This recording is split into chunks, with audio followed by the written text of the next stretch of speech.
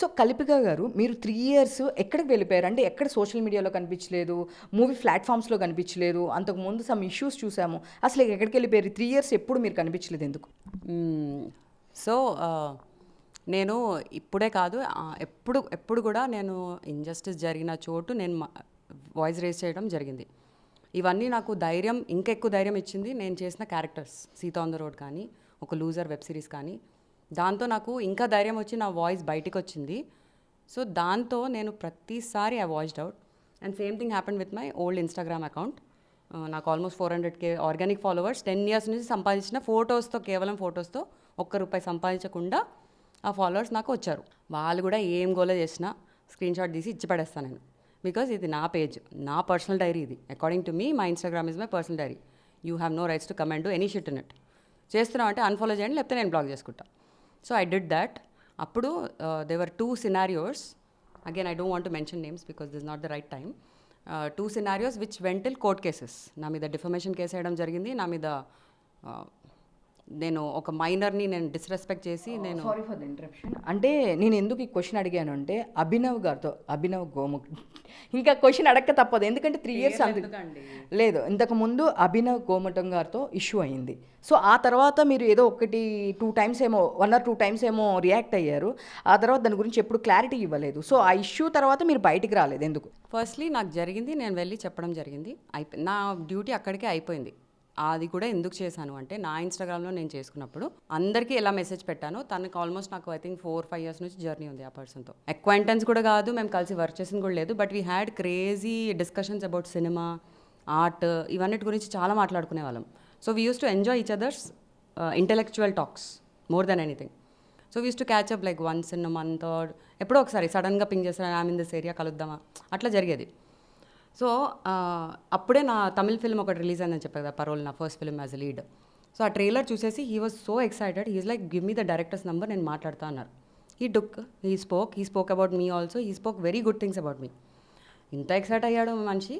Next నాకు ఇమీడియట్గా ఒక అవార్డు రావడం జరిగింది. స్త్రీ శక్తి అవార్డ్స్ అని చెప్పి TCEI వాళ్ళు కండక్ట్ చేయడం జరిగింది. That could be the 2nd or 3rd year. So I'm nominated and I think I'm winnowing also అని అందరికీ నేను హ్యాపీగా నేను మెసేజ్ చేయడం జరిగింది. ఈక్వలీ బికాస్ అప్పటికప్పుడే ఆ పరోల్ రిలేటెడ్ తను రెస్పాండ్ అయ్యారు కాబట్టి దాంతోనే నేను పంపించి చెప్తే congratulations, good on you, but I thought never heard of this award అన్నారు. నేను వినక్కర్లేదు, it is just to acknowledge and appreciate whatever women is doing in the society. It is not about women, it is about humanism. Not even humanity, human rights గురించి కాదు, హ్యూమనిజంగా నువ్వు నీ ప్రొఫెషన్తో పాటు నీ చుట్టుపక్కల సొసైటీకి ఏమైనా కాంట్రిబ్యూట్ చేస్తే ఏమేమి కాంట్రిబ్యూట్ చేస్తున్నావు చెప్పి వాళ్ళే సెలెక్ట్ చేసి ప్యానెల్ వాళ్ళు ఉండి వాళ్ళు పర్సనల్గా ఇంటర్వ్యూస్ చేసి, జూమ్ కాల్లో ఇంటర్వ్యూస్ చేసి అందరికీ డిఫరెంట్ కేటగిరీస్లో ఇంతమంది వాళ్ళు అప్లై చేస్తే ఇంతమంది నుంచి ఒకరికి అవార్డు ఇవ్వడం జరిగింది. So one of the organisers are నా క్లోజ్ ఫ్రెండ్స్ కూడా. సో దేవర్ సేయింగ్, నిన్ను నేను పెడతాను దాంట్లో, మీరు సెలెక్ట్ అవుతే will be more then happy అని. I was overwhelmed, I was excited. ఆ ఉద్దేశంతోనే చేయడం జరిగింది. So he started being sarcastic. నువ్వు ఇక్కడ సర్కాస్టిక్ అవ్వాల్సిన అవసరం లేదు, నేను ఇక్కడ ఉమెన్ కార్డ్ ప్లే చేయాల్సిన కూడా అవసరం లేదు. నువ్వు ఎక్సైట్ అయ్యావు, ప్రీవియస్ పరోల్ విషయంలో ఎక్సైట్ అయ్యావు కాబట్టి ఆ ఎక్సైట్మెంట్తో నీకు షేర్ చేయడం జరిగింది. You can be okay to not respond, you can say congrats and leave, you can just be okay about it, you know I'm proud of you అని చెప్పి కూడా వదిలేయచ్చు. అంతేకాని నాకు నీ ఉమెన్స్ అవార్డ్స్ అంటే నాకెందుకు, నాకెట్టా తెలుస్తుంది, ఇలాంటి 10 అవార్డులు వస్తున్నాయి అయితే నాకేంటి, that's not the right way కదా, యాజ్ సింపుల్ యాజ్ దట్. ఇప్పుడు రేపు నీకు అవార్డు వచ్చి ఏదన్నా ABC అవార్డు ఇచ్చినా నేను దాన్ని ఈక్వల్గా రెస్పెక్ట్ చేస్తాను. నీకు రెస్పెక్ట్ చేయడం రాకపోతే నువ్వు ఇలా మాట్లాడుతున్నావు అంటే దానికి ఒక లాజిక్ చెప్పు అన్నా.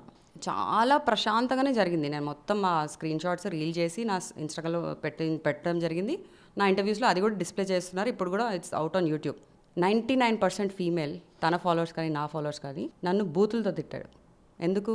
అక్కడ ఏం చెప్పాడు నాకు తెలియదని చెప్పాడు అవార్డు, దానికి నువ్వు ఎందుకు అంత ఫీల్ అవుతున్నావు, ఎందుకు అంత ఇన్స్టిగేట్ అవుతున్నావు? వాళ్ళకి బ్యాక్ స్టోరీ తెలీదు, తెలియాలనుకున్నా వాళ్ళకి అంత దమ్ము లేదు నిజంగా తెలుసుకోవాలని. సో అంత పెట్టేసి నేను చిన్నగా ఆ టైంలో సేమ్ మా health was giving me left right top centre. ఇంటర్వ్యూస్కి ముందు వెనకాల ఫిజియోథెరపీకి వెళ్తున్నా, డాక్టర్స్ దగ్గర వెళ్తున్నా, పోలీస్ వాళ్ళ దగ్గర వెళ్తున్నా, లేకపోతే ప్రమోషన్ చేస్తున్నా. ఈ గోల్లో నేను ఉన్నా. I did what ever I could best. నాకు రియల్లీ అంత టైం లేదు కూర్చొని దాని మీద ఇంకా డిస్కషన్లు పెట్టి చేయాలని ఇంట్రెస్టే లేకుండా. సో ఆ డిస్కషన్ హీట్ అయ్యి ఒక సిచ్యువేషన్లో ఏమన్నాడంటే, నువ్వు ఇన్స్టాగ్రామ్లో లైవ్ చేస్తూ ఉంటావు కదా, నీకు వేరే పని పాటలేదు కదా, ఇండస్ట్రీ మొత్తం ఇదే మాట్లాడుతుంది, అందుకే నీకు రోల్స్ రావట్లేదు కదా.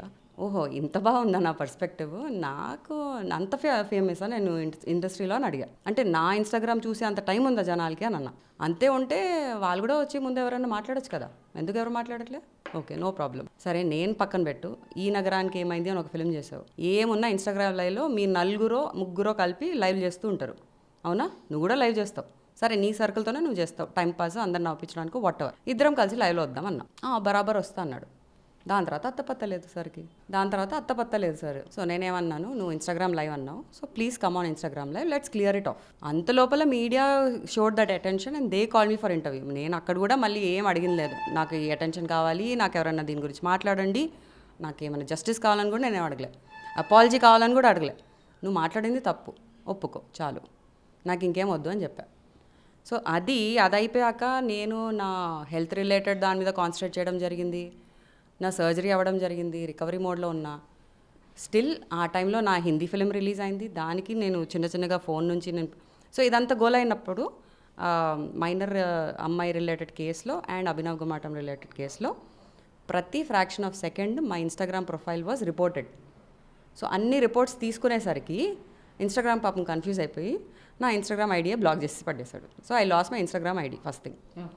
సెకండ్, ఇప్పుడు అయ్యో పోయింది కదా మళ్ళీ ఏంటి అంటే, నాకు నిజంగానే I was in the recovery mode, నేను నా గోల్లో నేను ఉన్నా. So when I'm ready I come back to it అని చెప్పి నేను నా కొత్తగా ఇన్స్టా ప్రొఫైల్ ఓపెన్ చేసుకొని ఇప్పుడు చక్కగా ఒక 45K ఫాలోవర్స్ ఉన్నారు. Very happy with all of them. అందరికి బుద్ధి వచ్చిన వాళ్ళే ఉన్నారు అక్కడ. సో నేను మొన్న ఒక ఫస్ట్ ఇంటర్వ్యూ చేయడం జరిగింది భాగ్య శ్రావణితో అని చెప్పి, ఒక స్పాటిఫైలో ఒక చిన్న ఇంటర్వ్యూ చేసాం. దాంట్లో ఓవరాల్ జెనరిక్ పర్స్పెక్టివ్లో నేను I told about life and my experiences. So అది నేను అభినవ్ గుమాటంకి ఇప్పుడు నేను చాలాసార్లు అపాలజీస్ చేశాను తనకి. అపాలజీస్ చేశాక కూడా ఈవెన్ ఇఫ్ ఈ things I'm mentally disturbed or I'm stressed or I'm in depression or I'm going through some midlife crisis అన్నారు. If I'm going through all that, నువ్వు ఒక 4-5 years నుంచి పరిచయం ఉన్న పర్సన్కి నువ్వు ఒక కాల్ మెసేజ్ చేయలేవా? అసలు ఏమైంది, నాతో మాట్లాడే, ఎందుకు ఇన్స్టాగ్రామ్లో వాట్సాప్లో లొల్లి చేస్తున్నావు? సరే చేసావు, లైట్ తీసుకో, అంత ఫ్రెండ్షిప్ లేదా నీకు నాతో? బరాబర్ ఉంది. ఇంకా చాలా దీని వెనకాల చాలా పచ్చి నిజాలు కూడా ఉన్నాయి, అవన్నీ నేను చెప్పాలనుకోవట్లే. Okay, the relation that we shared అవన్నీ నేను చెప్పాలనుకోవట్లే. Whatever he did or whatever he was trying to do, because that's not my intention. So అంత లిబర్టీ తీసుకొని నువ్వు ఒక హ్యూమన్కి నువ్వు సపోర్ట్ చేయలేకపోయావు. సరే, నేను he also knew I was going through health condition where I didn't know if I'm gonna survive it also. చాలామందికి తెలిసినా కూడా ఒక్కరు కూడా వచ్చి మాట్లాడలేదు. సెకండ్, ఓకే నువ్వు మాట్లాడలేదు, మూసుకొని కూర్చోవచ్చు కదా. మిగతా వాళ్ళు నీకు 1 year తర్వాత కూడా ఇదే క్వశ్చన్ అడగడం జరుగుతుంది. అందరూ అడిగినప్పుడు నీకు నీ సైడ్ నుంచి లేకపోతే నీకు అర్థమయ్యే వరకు పర్స్పెక్టివ్ నువ్వు ఇవ్వు. నా మైనర్ రిలేటెడ్ కేసు గురించి నువ్వు చెప్పడము, నేను సోషల్ మీడియాలో నేను ఇలా లెఫ్ట్ రైట్ అందరికి ఇచ్చుకుంటున్నాను నువ్వు చెప్పడము. Who are you to talk about it? నీతో జరిగిన లోల్లి నువ్వు మాట్లాడుకో, వేరే వాళ్ళ గురించి నువ్వు ఎందుకు మాట్లాడుతున్నావు? నువ్వు నాకన్నా దారుణంగా బిహేవ్ చేసావు కదా. నేను నాకు జరిగిన ఇన్జస్టిస్ గురించి నేను చెప్పుకుంటున్నా, నువ్వెవరు నా గురించి వచ్చి మాట్లాడడానికి?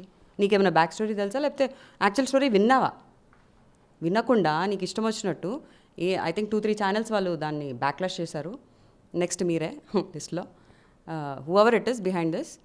కొంచెం మనస్తత్వంతో మీ డ్యూటీ మీరు చేయండి అని నేను అంటున్నాను. బికాస్ ఓకే, అభినవ్ మైట్ ఆ టైంలో తను అర్థం చేసుకోలేకపోయాడో, లేకపోతే తర్వాత అర్థం కాకపోయిందో, or maybe is not that matured enough to understand. ఒక జర్నలిస్ట్గా, ఒక ప్రెజెంటర్గా, ఒక హోస్ట్గా మీరు అడిగే క్వశ్చన్స్ కూడా జనాల్ని పోక్ చేయొద్దు కదా. మీరు పోక్ చేస్తే తాను ఇంకా నెగిటివ్గానే తీసుకొని నెగిటివ్గానే ప్రొజెక్ట్ చేస్తారు.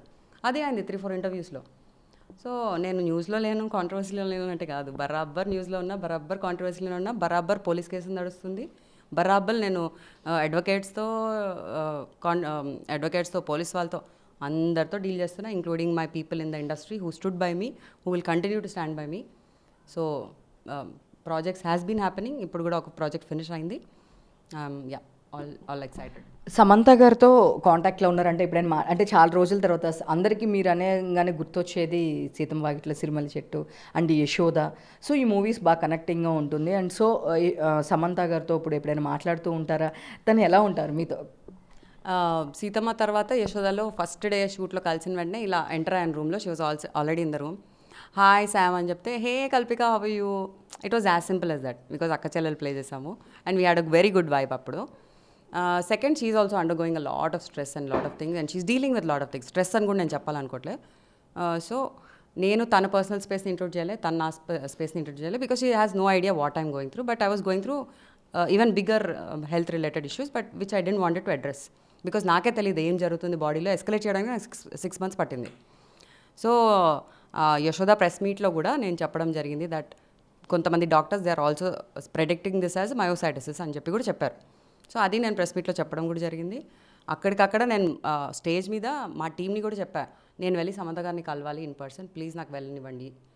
ప్రెస్ మీట్ అయిపోయాక వాళ్ళు కార్ అరేంజ్ చేశారు, నేను వెళ్ళాను, డోర్ నాక్ చేశాను, డోర్ బయట 1/2 hour ఉంచిన, కాలింగ్ బెల్ కొట్టా, ఎవరు ఓపెన్ చేయలే, వచ్చేసా. నాకు I didn't go with any expectation. I just wanted to go and send her some energy and good power for her to get better, అంతే.